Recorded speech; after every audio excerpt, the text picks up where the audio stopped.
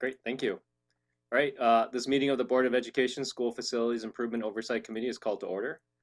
For today's agenda, we'll be receiving a report from the Office of School Modernization and also hearing from the Bond Audit Committee and an update on the 2025 Bond Seismic Improvement Program. Welcome, Norman Dowdy. Hopefully I pronounced your last name right. The chair of the Bond Accountability Committee. If you want Yes, thank you, Eddie. I'm actually filling in for Kara, who's the head of the bond committee. So are we ready for me to roll on this? Yeah, and then after yes, go ahead. Okay, well, thanks for having me. I've been on the Bond Accountability Committee for over 4 years now, and my background is 40 years locally in general contracting. The last 36 years were with R&H Construction here locally. And I must say that I do have quite a background with Portland Public Schools, in that my father was a retired Portland Public School teacher.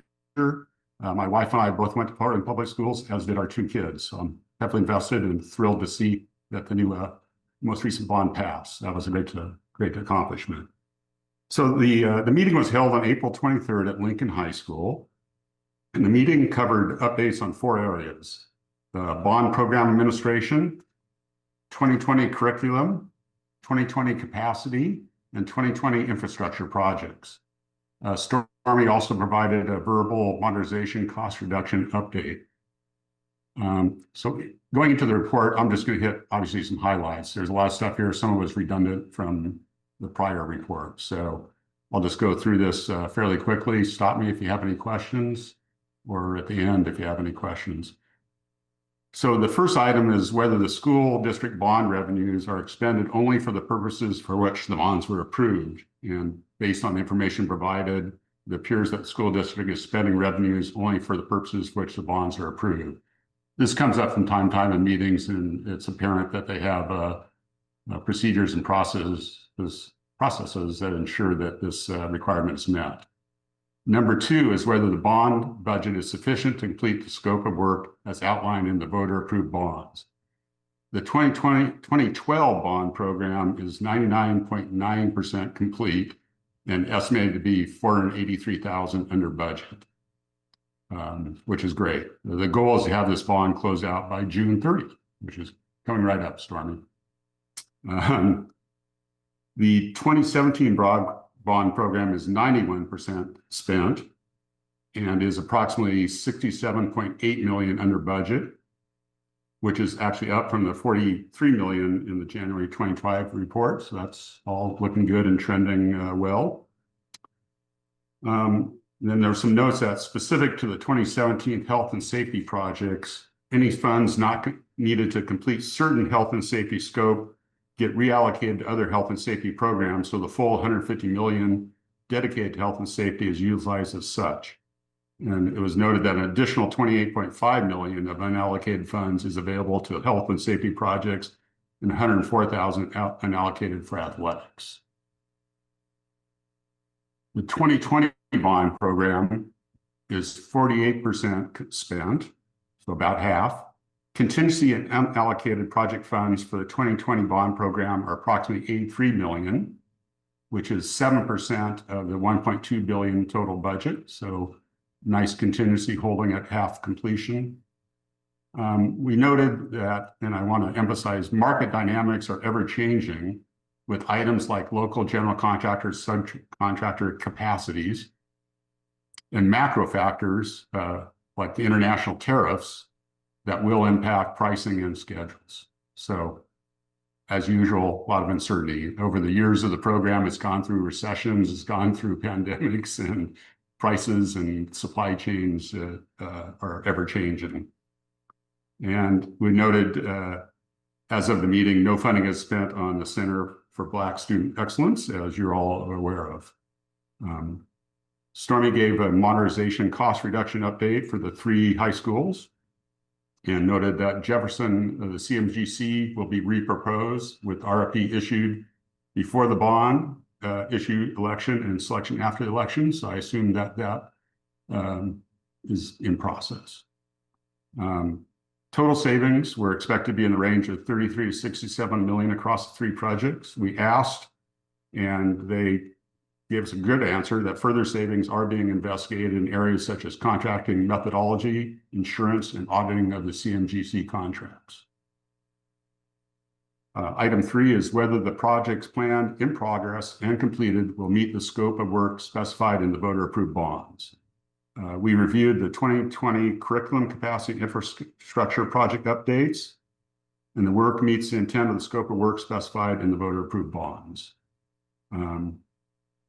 Please note that in the 2020 infrastructure area, there were seismic dollars allocated, and we understand that obviously we've heard that in the new bond, significant additional funds are going to be directed towards seismic upgrades. 4, whether the projects are being delivered on schedule relative to the voter-approved bonds. Obviously, revised timelines are being prepared for the 3 new high school modernizations, and they noted that the Marysville School seismic project has experienced ongoing delays related to the City of Portland permitting, which required additional design work and several resubmittals. From my experience in construction, seismic upgrades are challenging projects, and particularly when buildings are trying to be occupied or at least partially occupied. Number 5, the committee will receive and review copies of annual performance audit reports and financial audit reports to ensure bond revenues are expended in compliance with state law and the ballot measure language. We noted that all bond revenues appear to be in compliance with state law and the ballot measure language. In the report, we talked about tracking the business equity and workforce equity, and we'll note that the percentages have not changed significantly from prior reporting periods and have trended in a narrow range historically. So they seem to be in good order. And going to the general comments, one of the back members that has experience in enterprise resource planning would like to ask to see a comparison of the ERP implementation to other similarly sized school districts to understand how and if the 62 million budget aligns in terms of costs. And again, we noted on general comments, we talked a little bit about the Center for Black Student Excellence, and I know that's become a real focus area going forward. Get that going. So in conclusion, we noted that we recognize the number of projects is numerous and they are complex. Projects are generally coming in on time and within budget. We continue to appreciate the quality and professionalism of OSM staff, design teams, and contractors. I will say, having 40 years of experience working on many major projects around the city, a lot of them in the CMGC mode, that I noticed and want to comment on that the OSM staff are experienced, they're competent, and they were very forthcoming in their presentations, and we're happy to answer any questions we have. I will note too that the OSM staff seem to take a lot of pride in their work, and we're very proud of their projects as they brought them through the trials and tribulations to completion. And I think that's a great thing to see, and just glad that Ballon Pass and OSM and the projects can continue. And that's all I have to say. So if you have any questions, fire away. Great. Thank you. That was very informative and went through it pretty quickly. Any questions?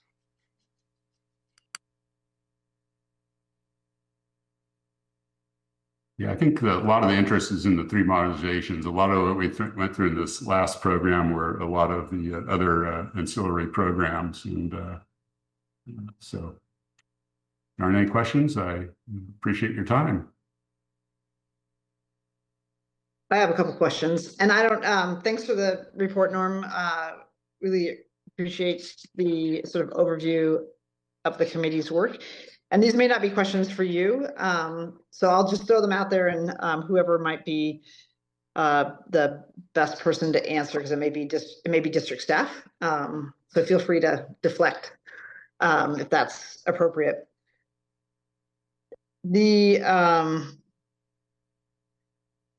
I'm curious about the 2017 bond. It says the current forecast is indicating approximately 67 million under budget for the 2017 bond.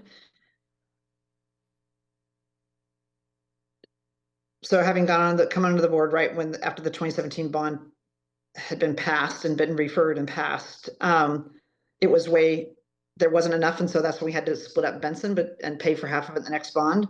So is the statement about it being under budget, that's using the sort of the new number once half of Benson got put in the next bond? Yeah, I think Story can answer this, but I think a lot of times when projects, budgets and schedules progress, you're on the new budget and schedules or the reallocated budgets and schedules. And we had extensive discussions a lot of times about how these things were handled and reallocated, and particularly under Marina, there were some complicated reallocations that went on, and they did take the time to walk us through those and explain those, both Marina and Dan. Yes, Stormy, is that your understanding? And so basically, because 2017 didn't have enough to complete Benson, so part of it got taken out, and then whatever the half that was still in the 2017, that was the new budget. So we're spending, what this is saying, that we're spending under that budget. It's not with the whole Benson in it. Like, it's not the original budget that had Benson in it. Correct. So the budget for Benson that we consider to be the 2017 Benson budget is what was originally allocated to Benson for 2017. So we kind of consider Benson to have two budgets, a 2017 budget and a 2020 budget. The project itself has one budget, but that is split up between the two bonds. So when we talk about the 2020 budget, when we talk about the 2017 bond program budget, we aren't talking about that portion of the budget for Benson that comes from 2020 bond. Right. How much did you all end up putting up for Benson in the 2017 bond? For Benson, there was in the 2017 bond, we currently show 160.7 million. Okay. So it's like a reset of the budget with the new numbers. So that's why you get the savings, because that's why you get the understanding. Okay. And so the original budget for Benson, you know, at the inception of the 2017 bond was 202 million. So there was a, you know, about 40 million less is considered Benson budget from 2017 bond funds. And then the question is, on that same statement, this is the current forecast indicating approximately 67 million under budget for the 2017 bonds. Then what, are there already designated expenditures for that 67 million? Some. So some of that 67 million is contingency, and then some of it is unallocated funding that needs to be allocated specifically to health and safety program projects so that we get to that $150 million that was mandated for that purpose. And that amount of unallocated health and safety is about $28 million. So we have already identified that the projects that will be included in that $28 million. And that's part of my next presentation, so I can skip it and talk about it now if you'd like. Those are roofing projects, fire alarm panel replacements, and some asbestos abatement and flooring replacement at Grant that wasn't done during the modernization project. And that will come to the 28 million? It's approximately 28 million. Yep. And then this is maybe a question back to Norm about the 2020 bond.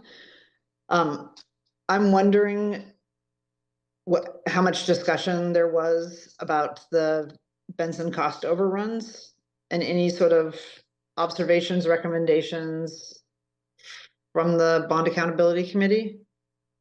Oh, yeah. I know Anderson did a very, very detailed presentation to OSM about what happened and why and what they were going to do. We weren't privy to all the details. There were discussions. It was explained in kind of summary format.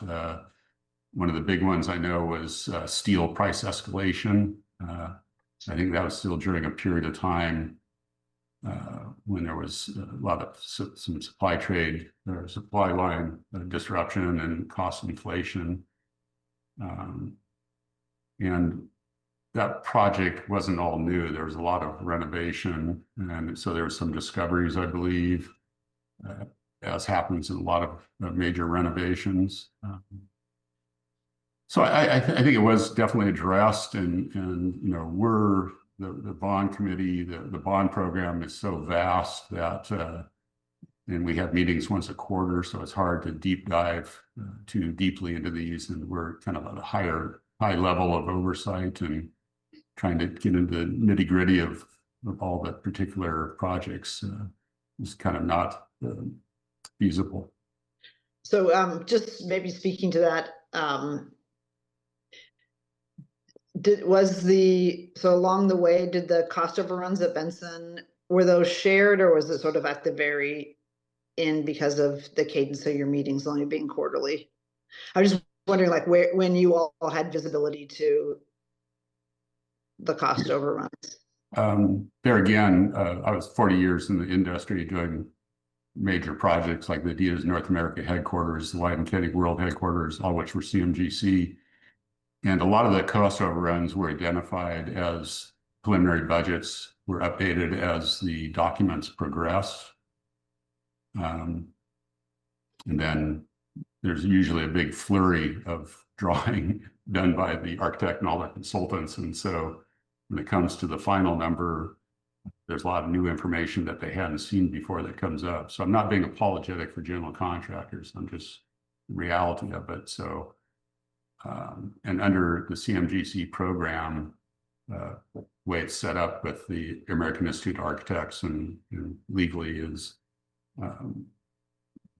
there aren't shared costs on cost escalations as they occur as a project and the plans are developing. Then after the CMGC is put in place, there's a guaranteed maximum that's, if it's exceeded, that's all the contractors, you know, once it gets beyond the contingencies, unless they have valid change orders.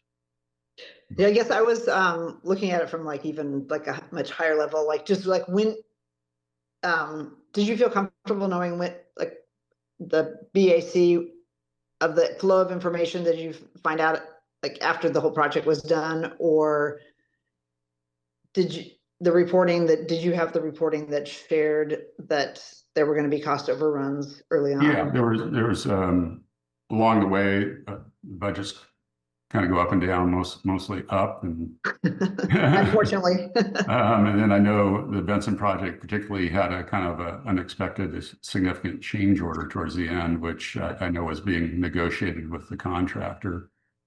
So basically the contractor gets paid for the work that goes in place. So it's not like they can charge one thing and then get paid something different. It's all aligned. And I know there's quite an elaborate process where OSM tracks the billings with the contractor. I will say also, Director Brim Edwards, in every BAC report, even, so we report to them quarterly. The focus of the quarterly meeting alternates between kind of modernizations and then the smaller kind of infrastructure projects. However, at every quarterly report, we give a program level update that includes each major project's current budget and estimate at completion. So those things, that budget number is communicated every quarter. And so it is apparent when those numbers are going up and down, and we tend to provide updates about why that is. Yeah, and the timing of updates from the contractor OSM vary depending upon there's usually milestones like schematic design, design development, maybe 50% construction documents. So there's all those milestones that occur over a period of time, and how those align with our meetings when they get their updates. But there is a process where, as the architect and their consultants develop projects, they're issued to the contractor for budget updates as they develop. And then obviously when they're close to completion of the construction documents, it goes to the final contract amount. Great. And this is more just a comment for PPS. And Eddie, I'm glad you have committed to have like a regular board meetings. I just think it keeps, because while we do get the BAC reports, they're quite detailed. So sometimes if you don't actually have a meeting where you need to look at them before the meeting, it just doesn't get spread into the board. So having sort of that reporting into the board also I think would be helpful going forward. Great, thank you. Agreed. Norma, we still have you here. I just have hopefully a quick question, just kind of just a little bit clarifying. So, I mean, we spend obviously majority of the time talking about the. Can I have you speak up a little on yeah, sure. Hopefully this is just a quick question or a quick answer. We spend the majority of time talking about the big projects, of course, because that's what everyone's interested in. But I'm actually kind of curious about the smaller line item things, like let's say looking at curriculum. In terms of like the BAC involvement, like what could you just kind of give a brief, quick overview of like kind of the scope and depth that the BAC looks into, say, for example, like curriculum, in terms of like, I see there's the adoptions and the implementation costs, but like what's the kind of general view? We actually get quite detailed presentations. I think the head of the curriculum and that person's assistant have come in. I can think of at least a couple meetings in the last year or so and done very detailed, I remember one real detailed explanation of the whole cycle. It's quite a cycle that goes through curriculum. And it's a never-ending cycle, it appears. It just goes out forever into the future. Yeah. And meeting state requirements and stuff. And they've talked about the process of going out to vendors, and we've questioned them about doing equity requirements. In many cases, a lot of what they're doing, there aren't people with equity standing that are available as vendors, but we encourage them to try, and they said they would. And yeah, it's a I had no idea until some of those presentations what all's involved and what an ongoing process it is. Awesome, thank you. Hey, Eddie, I had two other questions, and maybe this is for staff, but the female workforce participation is still significantly below the goal of 14%. It's at 6%, and I'm wondering whether there's some sort of action plan to get us back to goal or get us to goal. We don't have an action plan for that at the moment.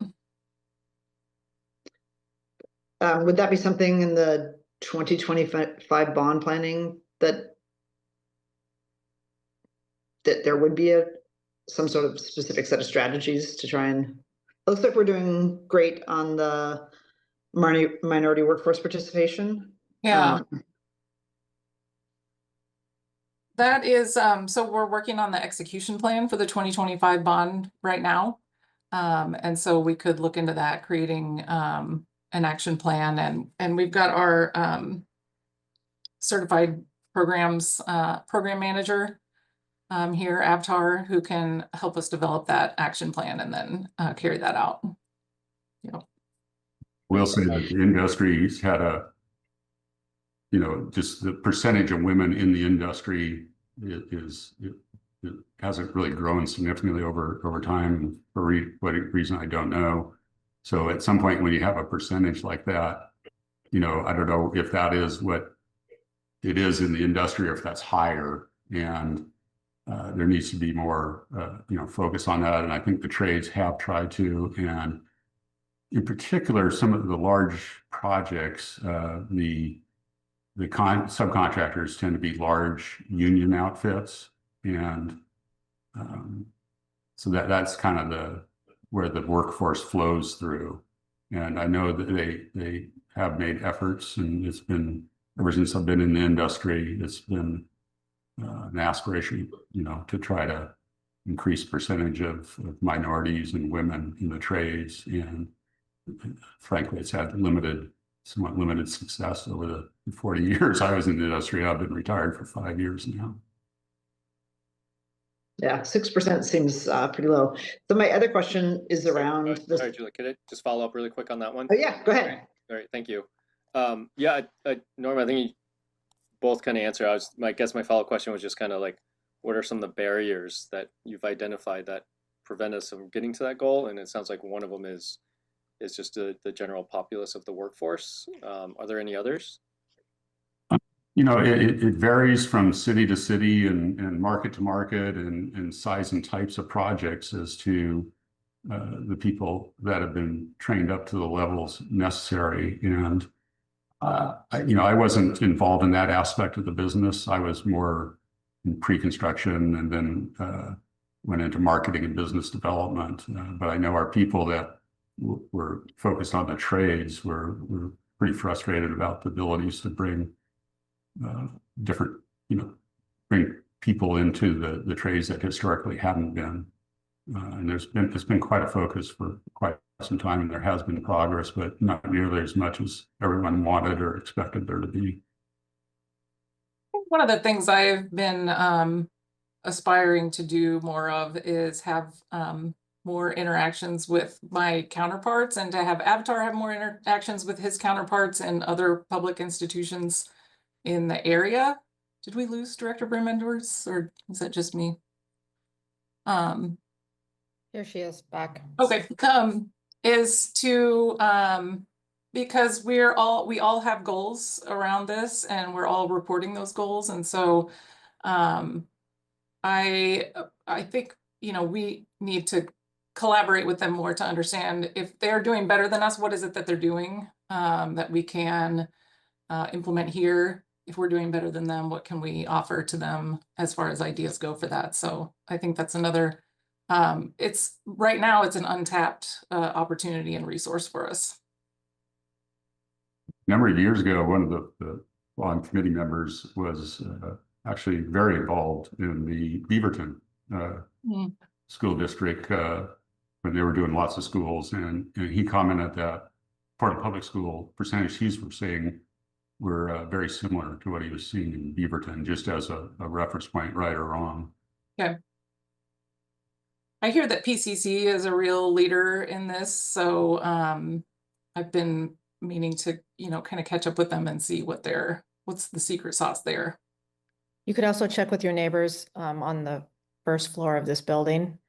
They're known, Multnomah County, doing a great job. So thanks, Deborah. Yeah, I was just going to add the East County Library has a very, very high rate of women and minority contractors.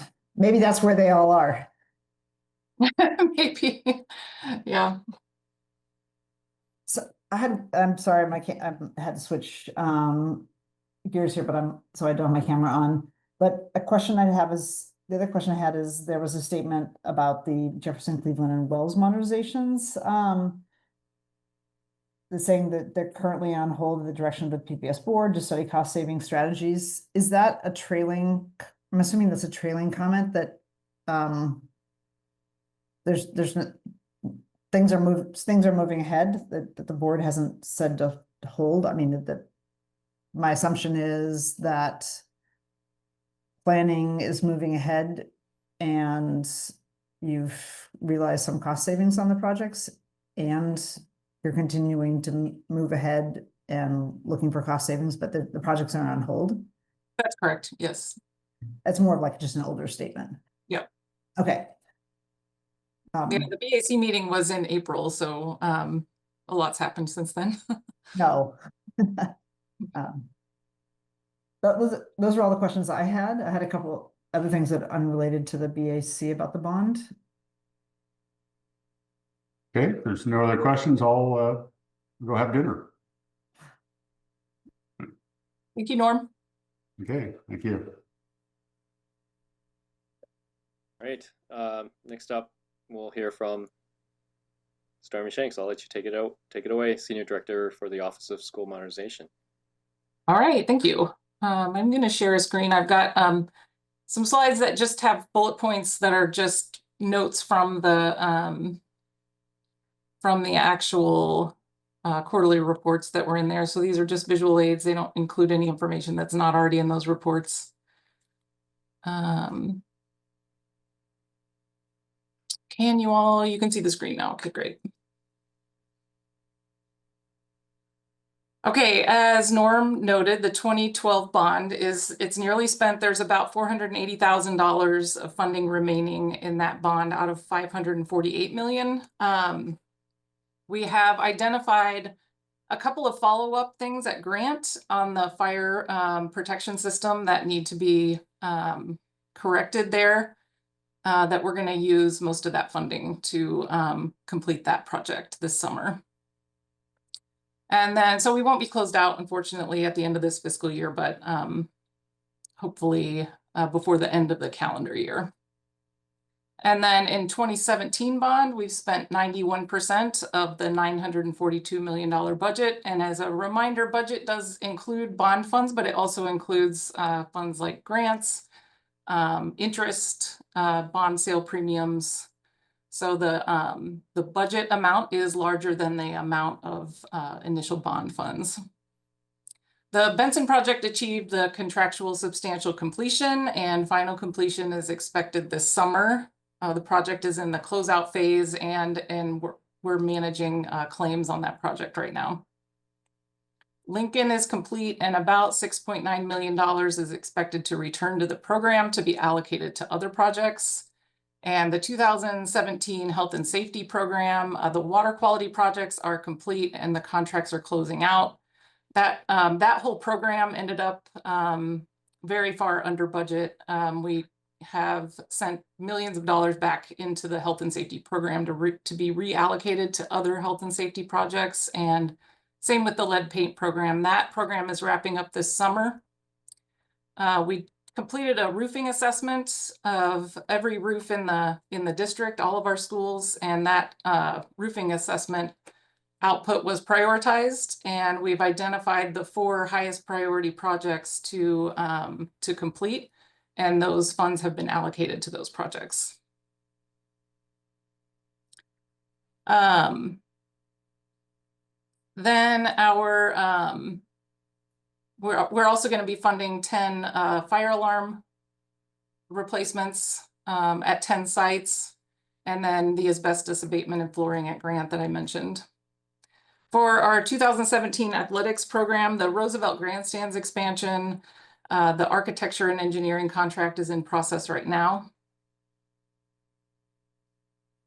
And then for our 2020 bond, we are 48% spent. The total budget there is $1.34 billion. Jefferson, Cleveland, and Ida B. Wells are in the design phase, and revised comprehensive plans that resulted from the cost reduction phase will be presented to the board this summer. So the revised comprehensive plans will show the revised scope, schedule, and budget that resulted from that cost reduction study phase. Our CBSE project, we're in a feasibility study phase of fitting the program into different options for facilities. And then in the 2020 bond curriculum program has spent 78% of its $63.3 million in bond funds. 2020 technology bond program has spent 60% of its $153 million budget.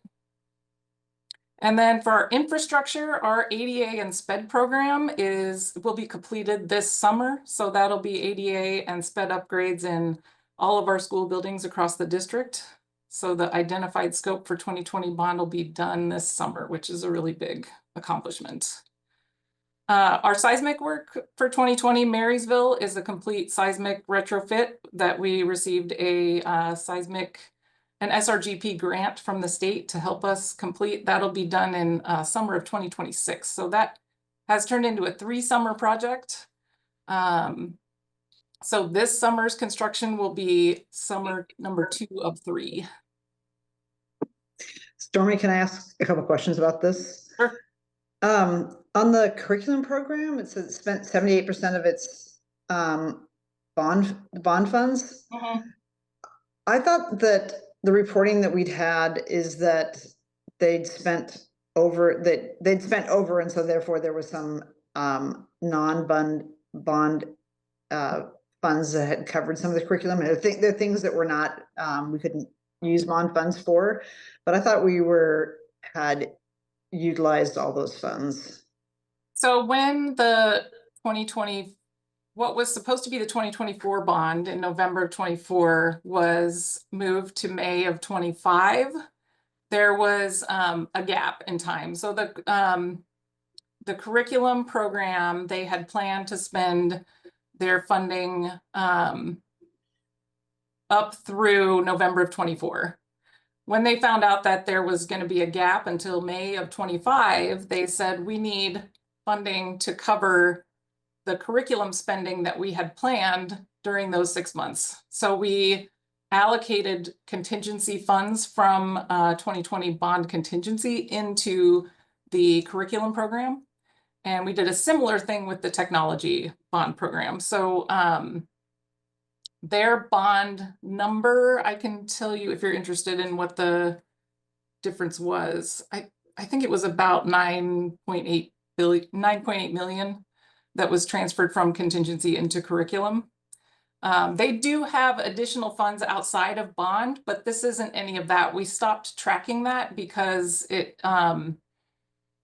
those general funds go towards curriculum related expenditures, but their curriculum expenditures are not easily separated into projects like our OSM projects are, and so it became difficult to report on. So we're only reporting on the bond fund expenditures at this point for curriculum.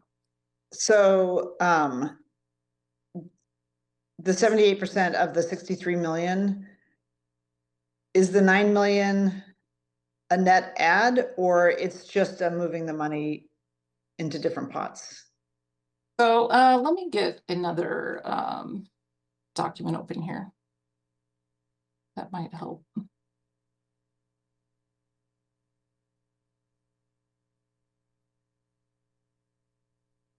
So this is, it might look kind of small on your screens. This is the 2020 bond program budget.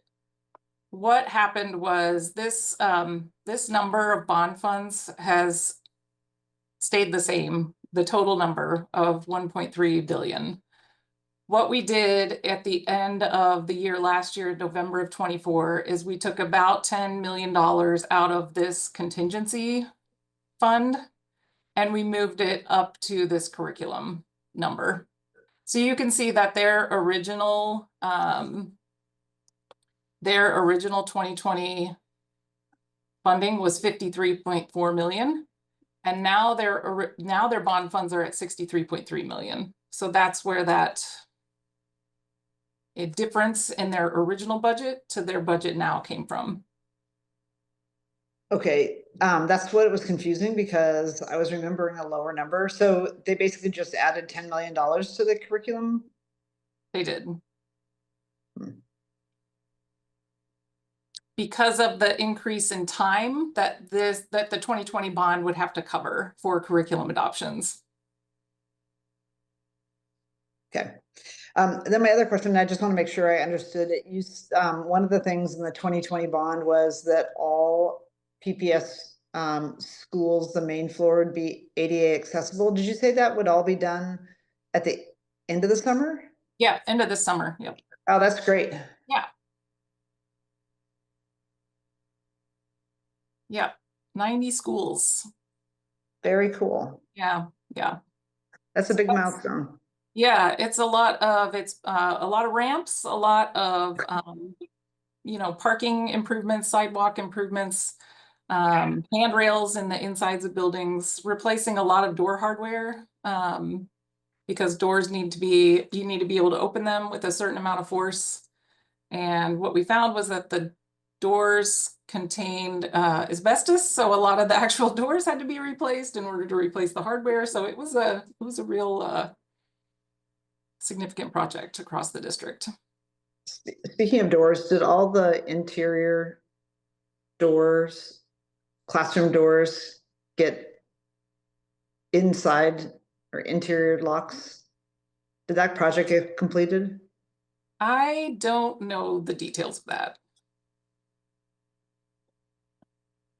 Yeah, I can't say for certain that 100% of them did.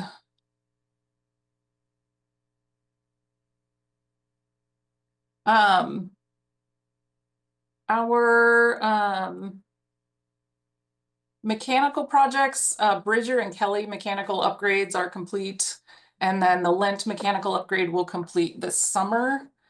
And our multi-site controls upgrades are in progress right now. That project replaces old pneumatic controls with new direct digital controls.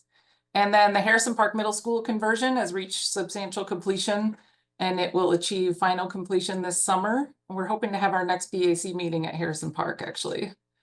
And our multi-site security improvements are still in progress as well. You So made far- Director Wong very happy with the Harrison Park reference there. Did you? Yeah. Very happy. I was going to wear my Harrison Park sweater, but Yeah, it's Harrison Park it's another one that we're really proud of, because Harrison Park is not a full modernization, but we refer to it as a mini mod. And almost every space in that building was touched. Every teaching space in that building received upgrades. It got new mechanical systems. And it's really beautiful. And the principal there was just dynamite through the whole project. That project was completed while school occurred. The building was occupied and used as a school during the whole upgrade process. So most of it was completed during summers, but it was also a construction site during the school years as well, with you know, the contractor had to do plans to separate off the construction part of the building, and there were noise and workers, and so it was a real accomplishment to get that building upgraded, and it's beautiful now, and the students love it. The community there is proud of it, so we're really excited about that project. Stormy, how much did that end up costing? Because when we were putting together the 2020 bond, it was the same time we were finishing this or working on the Southeast Guiding Coalition, and Yeah, I think we put like 5 to 10 million in, which was the beginning. It's like it has to be more than a mechanical system, because we can't say that's what you got for your modernization. yeah. So here's the report on that. The current budget for that is 42.7 million. And we think we're going to be about 700,000 under budget. That'll come back to the program, but Harrison Park it was more than just a mechanical system. It was, you know, every classroom was really upgraded. It's beautiful. It's got fire protection that it never had before. So the interior classrooms got fixed. The gym. I mean, it's the Yep. entrance. It's great. The bike. Yeah. Yep, bathrooms, there's new bathrooms, all user restrooms at the gym area. I mean, it's gorgeous. you kind of feel like you went into a time warp, because when you look at it from the outside, it's this old 50s building, but then you're like, whoa, modern 20th century stuff. Yep, it's getting its bike parking. Yeah, it's really fantastic. So it's kind of a one-of-a-kind project for us here in PPS. We haven't sort of upgraded a building to that extent recently that wasn't a full modernization or full rebuild. So it's really a model of what you know, a significant upgrade can look like without being a full modernization. I have actually a kind of question about that too, because I Yeah. know that Harrison Park, there's a few buildings in outer southeast that have the kind of same layout or build. I think maybe by the same construction. I think I'm thinking Lent, right? In Harrison Park, they're kind of identical. I assume this could be used as a blueprint, right, for the other schools that have the same. Well, it looks like the same build. I mean, they all look like the same building. Yeah, I think there are some prototype schools. One of our structural engineers calls them the Jones schools because they were all designed by an architecture firm by the name of Jones, apparently.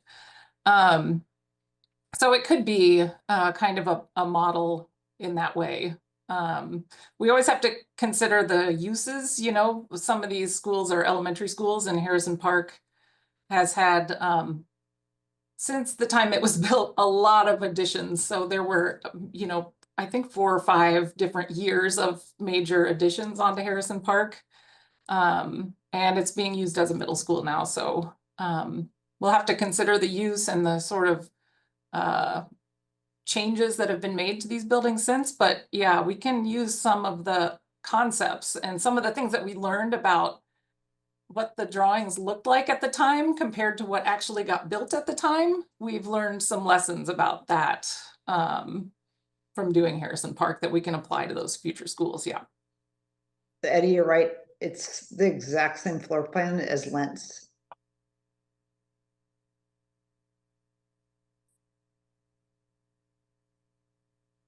Yeah, I'll give you an update on seismic next, but that was one of the things the structural engineer was saying is there's a number of these Jones schools. So when we're looking at, you know, if we need to seismically upgrade them, they can do kind of a cost study on one of these schools and get a little more detailed, and it's going to tell us a lot about seismically upgrading the other Jones schools. Great, thank you. Yeah. So so on the 2025 bond, we will begin reporting on 2025 bond progress beginning in July at our July BAC meeting. So there won't be a huge update. We won't have spent a lot of it, but right now we're getting our sort of bond execution infrastructure together here for our reporting structures and templates, and getting ready to manage our finances and our projects and program for those.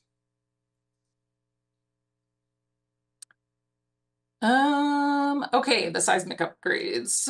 So this meeting, in May of 2025, the voters approved a GO bond to complete capital improvement projects for PPS. On May 6th, the board passed 2 resolutions related to seismic. One is 7109, which prioritized 2025 bond funds for seismic upgrades, and the other one was 7110, affirming the board's commitment to track and report those findings and to complete public engagement and recommendation of seismic upgrades through the SFIOC. So that resolution called for 6 meetings per year, with the first one being in June of 2025. So here we are. Our current phase of the seismic improvement programs is prioritization and planning of the projects, and step 1 of that is complete. That's to gather a detailed seismic deficiency data for all schools. Our structural engineer did that, completed that in 2024. That report is it's hundreds of pages, and it's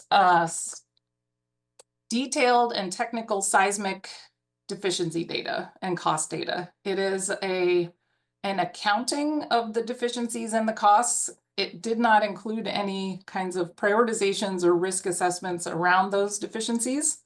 So that's what step 2 is, to take that deficiency report, that listing database of all the deficiencies and the cost, and to actually prioritize them for us. And I'll go over the kind of algorithm that we're using for that in a second. And then the third step will be to take that prioritization and evaluate and create recommendations to move forward on projects using our own priority criteria. So we may get the prioritization from the structural engineer and one of the top 8 to 10 schools, maybe a school that has other facility deficiencies or low enrollment, or there may be something.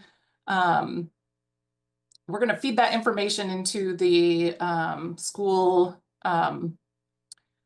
what's it called? What are they called? Optimization work that's also going on to put our PPS lens on those prioritizations. So this is a little hard to see, but this is really just trying to illustrate the kind of prioritization algorithm that we are working with our structural engineer on.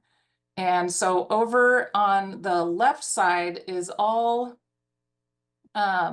structural deficiency risk calculations. So the structural engineer can take a building's year of construction and type of construction, and they can assign a risk score to that year and type of construction.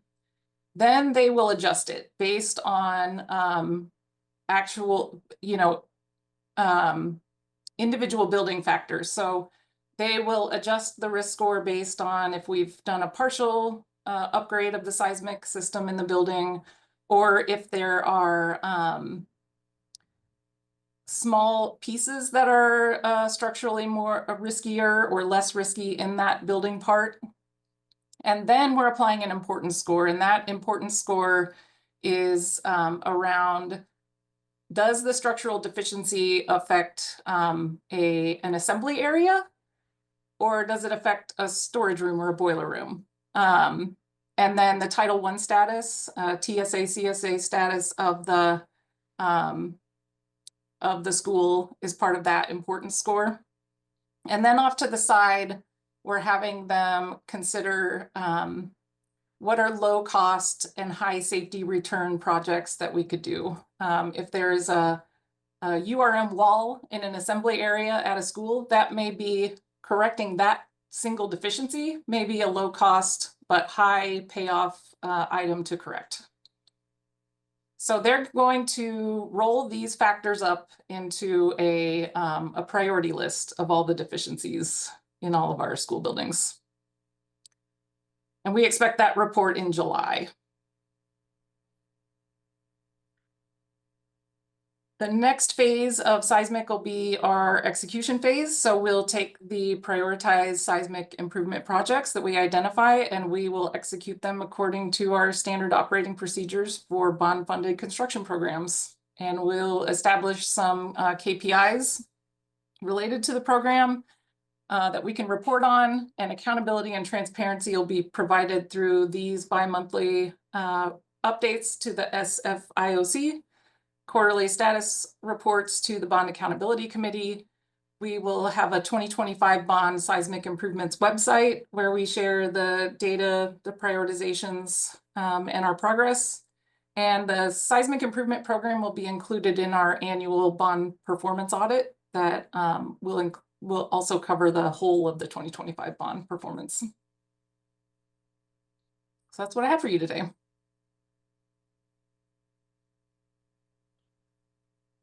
Thank you. That was very, very helpful. Can I ask a follow-up question? Yes. Stormy, I'm now that the bond is passed, yay. Is there a like an overarching plan? I know when the 2017 bond passed, everything was different about the 2020 bond, but 2017 bond passed.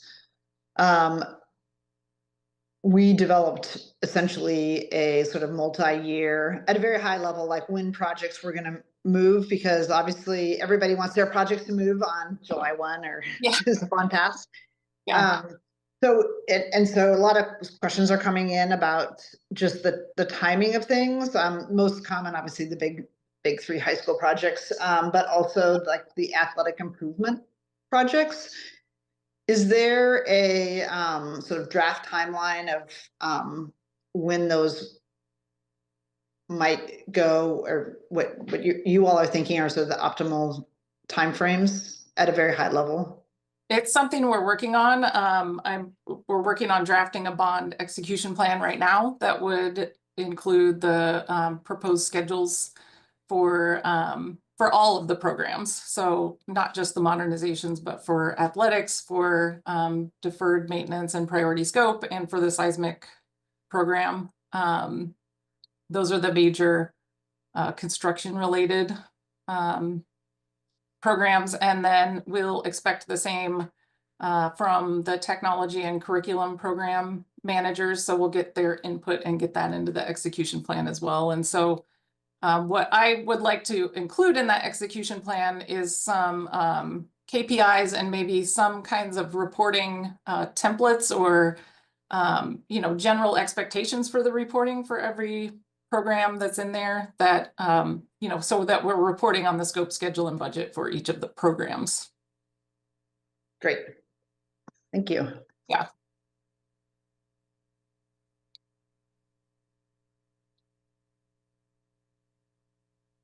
Oh, I did want to say the Jefferson CMGC RFP is out right now with the contractors. So the proposals are due in early July. So that Norm had said earlier, I assume that's in progress, and it is.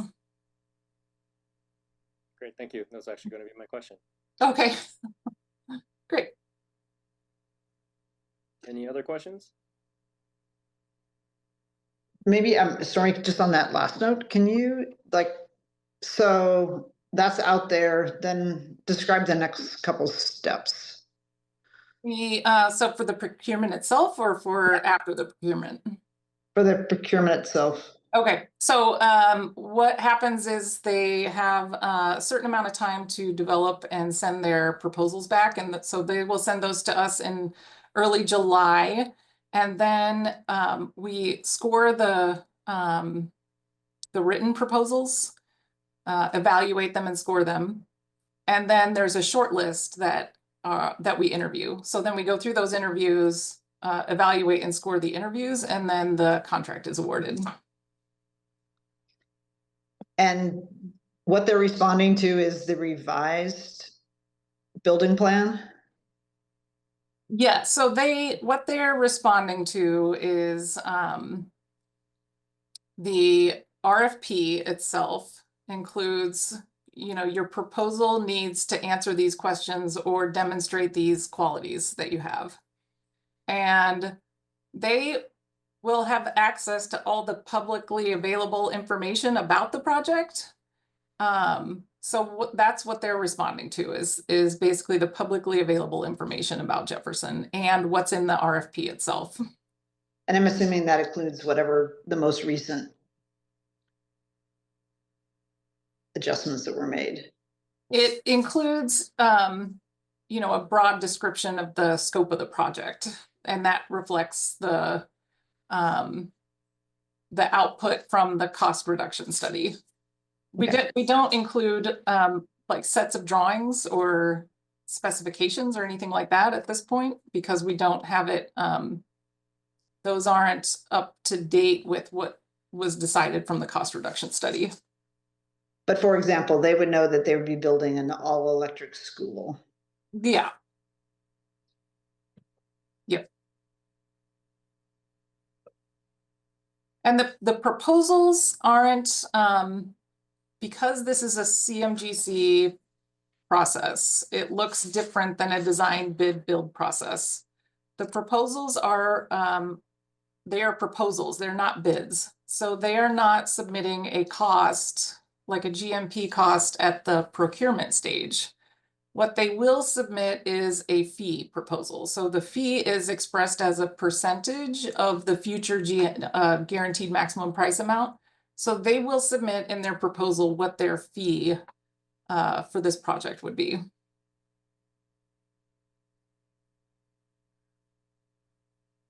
Great, thanks. Oh, and I should say also, any questions that you might get from prospective proposers need to be referred to our procurement and contracting department. Yeah, I haven't had any questions. Okay. It's more questions from like parents of like, when is my school going to get started? Or Yeah. when is that field? So yeah, I was more just because this is the second time around, just wanting to understand what the process is, but Yeah. absolutely send the things back into the district if we get questions.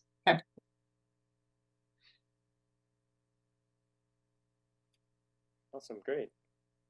One last call for anything else? All right, thank you, Director Shanks. It's very helpful to hear all these and for presenting. Thank you everybody for being here. Really appreciate all your time. And hopefully like you, I am hungry for dinner. So with that, this meeting is adjourned. Night, everybody. Good night. Night. Good night. Thank you, everyone.